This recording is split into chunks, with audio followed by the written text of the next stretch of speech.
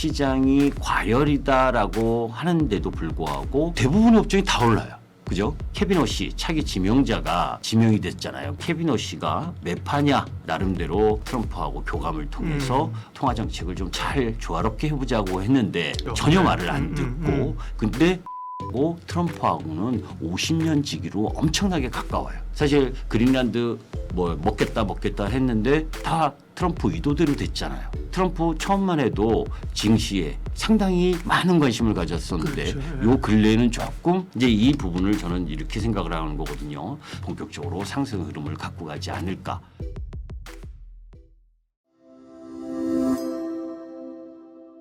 안녕하십니까. 예민수의 경제토크 시작합니다. 오늘은 누구보다도 시장을 예리하게 읽으시는 분이죠. 김기수 주식 더스토리 김기수 대표님 오셨습니다. 어서 오십시오. 안녕하십니까. 김기수입니다. 자주 오십시오. 왜 안 오십니까? 아, 예. 네. 장이 정말 우리 시장에서 오래 있었지만 그죠? 이런 역대급 장을 참 봅니다. 그죠? 뭐 엄청난 상승세이고 또 최근에는 변동성도 장난 아니에요. 그죠? 예. 네. 이거 어떻게 봐야 됩니까? 자, 우리가 이제 한 번도 경험하지 못한 시장 지수를 계속 뭐 경신 안고 올라온 시장이죠. 우리 시장이 지금 뭐 오늘 5,300포인트 근처까지 상승을 했으니까 뭐 작년 4월에 2,400포인트에서 거의 더블 가까이 지수가. 더블을 넘게 올라간 거죠. 이제 그런데 뭐 사실 올라올 만한 이유들은 충분합니다.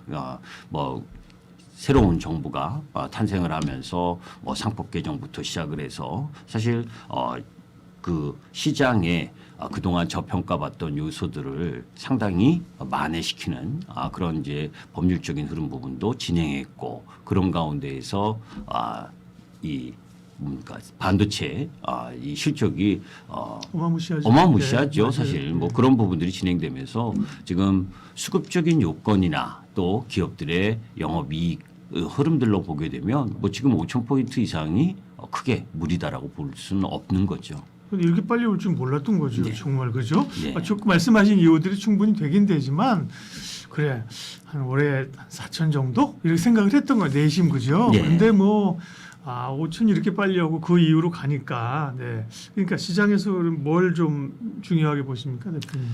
저는 뭐 일단 기본적으로 가장 실적이 좋은 쪽이 반도체니까 삼성전자 하이닉스가 가장 좋고 그다음에 이제 지금은 잠시 쉬고 있지만 조선이나 방산, 원전, 전력기기 뭐 이런 쪽은 국가 기관 산업이면서 실적도 양호하고 또 그런 가운데에서 워낙 뭐 펀드로도 자금이 많이 들어오고 또 그런 가운데에 개인들의 좀 뭐 ETF 쪽 매수세가 지속되니까 실질적으로 2023년, 2024년 공매도가 상당히 많았었잖아요. 그러면서 이제 쇼커버링도 들어오고 그러니까 실적이 좀 다소 못하더라도 지수가 올라가면서 레벨업이 좀 되는 그래서 순환 흐름이 정도가 형성되는 부분 그래서 대부분의 섹터 부분들이 같이 올라오고 있으니까 지금은 시장 아까 원장님 말씀하신 것처럼 시장이 과열이다라고 하는데도 불구하고 그 과열을 변동성 높은 부분으로 이제 뭐 하루 이틀 급등했다가 또 하루 이틀 급락하고 이러면서 뭐 오늘과 같은 2월 9일 장세도 뭐 대부분의 업종이 다 올라요. 그죠? 그리고 또 떨어질 땐 또 대부분의 업종이 다 떨어지고 이런 이제 이 뭐 프로그램과 또 이 패시브성 자금 부분들이 함께 움직이다 보니까 개별 종목보다 오히려 지수 연관성이 높은 쪽 라인 부분의 움직임이 상당히 크고 또 우리가 2,500포인트 이 부분에 있어서는 뭐 지수가 1, 2% 정도 위아래에 움직였다면 이제 지수가 더블이 돼 버렸으니까 지수 자체도 2, 4% 움직이는 게 아주 기본인 그런 흐름들로 진행되고 있다라고 보시면 됩니다. 뭐 정말 엄청난 그 예탁금과 실적과 정책으로 가고 있는 건데 근데 경험상 보면 세상 좋을 때 계속 좋았냐 또 이제 덜컹덜컹거림이 있어요. 그래서 글로벌 시장 측면에서 봤을 때 좀 생각해봐야 될 우려가 되는 요인들 몇 가지 좀 여쭤볼게요. 예를 들면 뭐 AI 버블론도 그렇고 새로운 연준 의장의 등장도 그렇고 트럼프가 또 지금 중간 선거가 어려우니까 별 이상한 뭘 할지 모르잖아요, 그죠? 그래서 일단 AI 관련해서는 뭐 작년에도 많았습니다만 AI 버블론 뭐 또 관련된 이야기들이 계속 늘었다가 또 뭐 어제는 이제 젠스랑이 좀 잠재웠고 그죠. 네. 이런 최근의 그 흐름 구조에 대해서 어떻게 보세요? 저는 이제 이렇게 생각을 하거든요. 미국 시장이 사실 우리 시장이 조정받던 2023년과 2024년 이때 이제 우리 시장은 영업이익이 다소 증가하는 증액 구간에 있음에도 불구하고 시장이 별로 안 좋았습니다. 반면에 미국 시장은 뭐 엔비디아를 비롯해서 AI 뭐 이쪽으로 해가지고 엄청나게 상승을 했죠. 그렇죠. 그런데 사실 그 근거가 2024년에는 미국 시장의 빅테크 기업들의 순이익 증가율이 65% 정도로 평균적으로 좋았었고, 그런데 그게 이제 2025년에는 33% 그리고 올해는 18% 정도로 그 순이익 증가율이 떨어집니다.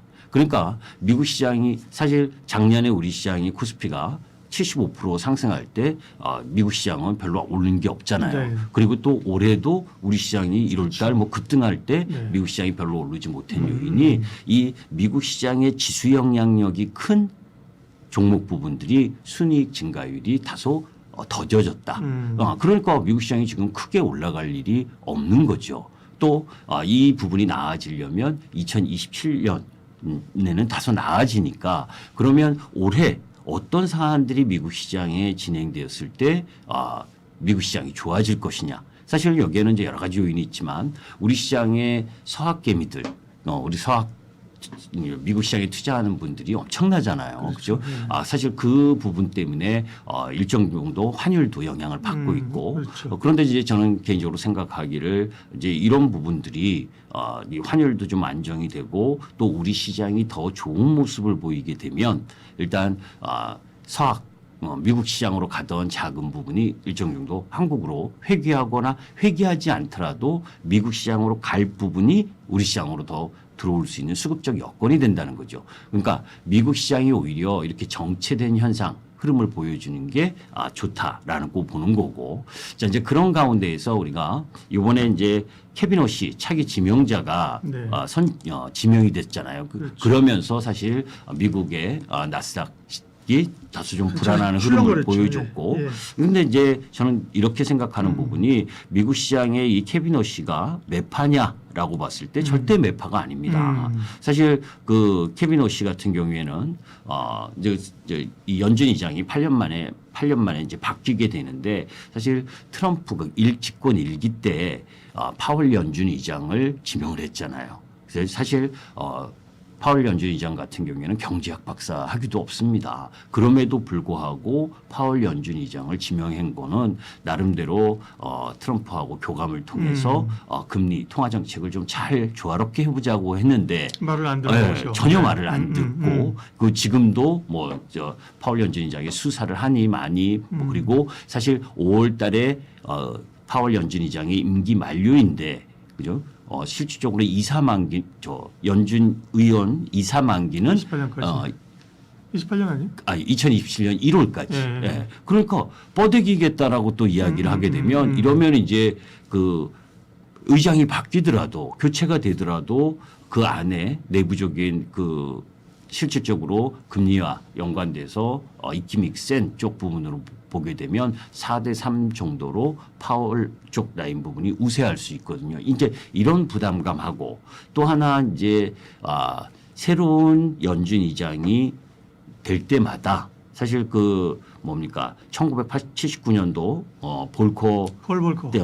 볼코 때는 오일 쇼크가 왔고 네. 그리고 그린스펀 때는 블랙먼데이 87년 블랙먼데이가 왔고 그리고 2006년 2014년 이 버냉킬 때 그죠 서브프라임 모기지가 왔고 그리고 옐런 때는 중국발 침체 그리고 파월 때는 2020년 팬데믹이 왔고 과거 연준 의장 때마다 위기가 있었다는 거네요. 의장이 교체되는 부분에 있어 교체된 해나 그 한 2년 정도 안에 이렇게 좀 큰일이 있었다. 이런 이제 부담감도 함께 작용을 하면서 이 케빈 오시가 사실 그 최연소 연준 이사였었는데 그렇죠. 그때 이제 그 버냉키의 양적 완화에 대해서 엄청난 반대를 했었거든요. 그런 이제 그런 부담감 때문에 매파적 성향이 있지 않느냐라고 이야기를 하는데 사실 그렇지 않습니다. 이게 왜냐하면 케빈 오씨가 그 뭐예요? 에스티로더 가문가의 그 사위입니다. 네. 그러니까 이제 그 에스티로더 그리고 로널드 로더의 두 딸이 있는데 둘째 사위거든요. 그러니까 근데 로널드 로더하고 트럼프하고는 50년 지기로 엄청나게 가까워요.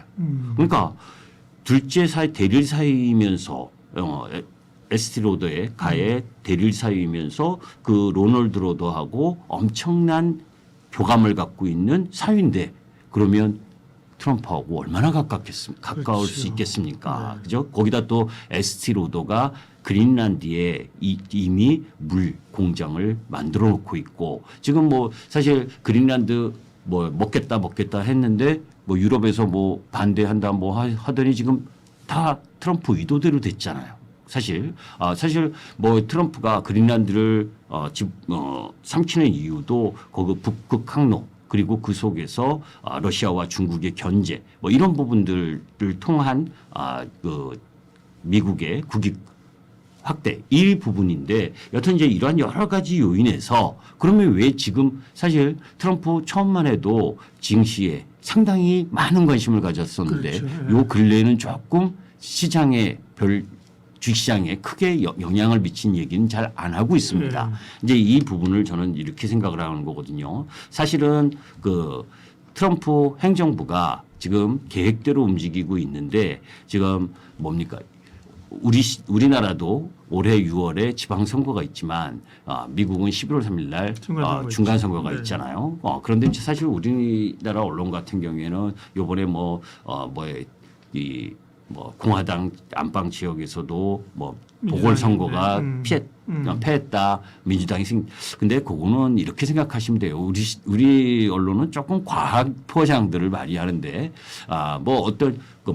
우리가 이제 뭐 대구 경남 지역 부분에 있어서 보게 되면 뭐 거기에도 사실 뭐 국민의힘 우세 지역이잖아요. 그런데 그럼에도 불구하고 그 안에서도 민주당 우세 지역이 또 있죠. 그러니까 그런 지역에서의 당선 부분 정도거든요. 그러니까 이제 왜 이 이야기를 하냐면 트럼프의 지지율과 연관된 부분입니다. 지금 트럼프 공화당 내에서는 트럼프 지지율이 93%가 넘어요.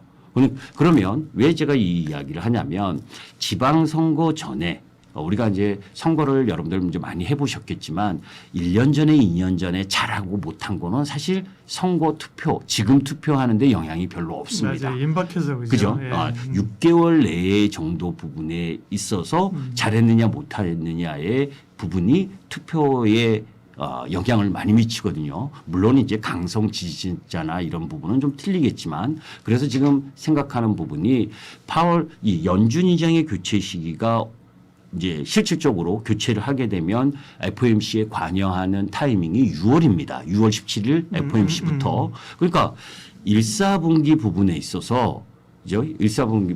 있어서 지정학적 리스크라든지 아니면 관세와 관련된 내용이라든지 뭐 이런 여러 가지 내용 부분들에 대한 악재들을 해소하고 우리가 이제 새로운 경영자가 생기면 기업들이 이제 빅베스를 하듯이 그렇게 이제 미국 시장의 대내적 대외적 악재 요인들을 1사분기에 해소하고 이제 2사분기부터는 그죠? 중간선거를 위해서 연준 의장의 교체가 잘 되면 그때부터 재정을 확대하고 그러면서 관세로 벌어들인 수익금으로 또 돈을 풀고 이런 과정들을 거기 때문에 미국 시장은 1사분기 이후부터 좀 본격적으로 상승 흐름을 갖고 가지 않을까. 그런 흐름이라면 우리 시장도 지방선거 앞두고 있고 그죠? 6월 지방선거 앞둔 상황에서 이제 계속해서 뭐 퇴직연금도 기금화하겠다. 이런 이제 수급적인 밑받침 이런 부분들이 계속 나오고 있는 상황들을 고려하면